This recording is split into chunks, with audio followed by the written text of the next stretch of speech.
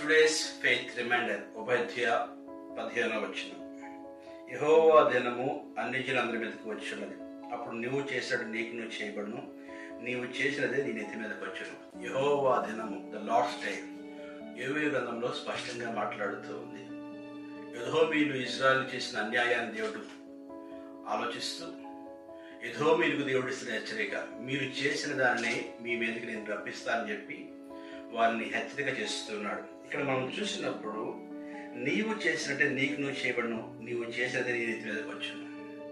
యథార్థవంతుల పట్ల ఆయన దయ చూపించేవాడు, మూర్ఖుల పట్ల ఆయన కఠినంగా వ్యవహరించేవాడు.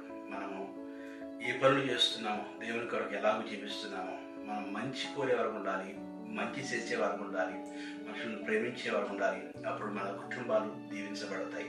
అట్టి కృప దేవుని దయచేయగాక. ఆమేన్.